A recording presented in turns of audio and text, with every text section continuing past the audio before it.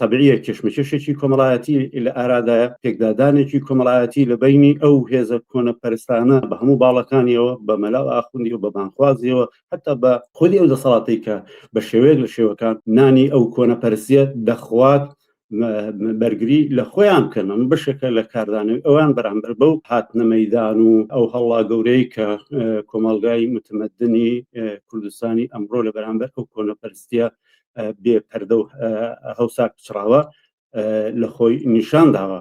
ئەوە پیشانی ئەدا کە ئەمانە هەمویان قاچیان لەو زەلکاوە، لەو فەسادە ئەخلاقیە، لەو فەحشا گەورەیە کە ئێستا لەسەری دەلەوەڕێن و نانی لێ دەخۆن بەرگری لە خۆیان بکەن. تەمان ئەوان بەرگری لە خۆیانەکەن، بەڵام پێما بێ مەدەنیەتی ئەمڕۆی کۆمەڵگای کوردستان ئەو بێداربوونەوە گەورەی کە لە وجدان و وشیاری خەڵکی کرێکار و زەحمەتکێش و ژون و لا و ئازادی خوازی ئەو کۆمەڵگایە تا ئەو حەدەی کە ئێستا پێک هاتووە، ئەو جۆرە بەڵگە و پاسا و بەهانانە لەگەڵ خودی تاوان و فەساد و فەزاحەت و شتەکانی ئەوان کۆ دەکاتەوە.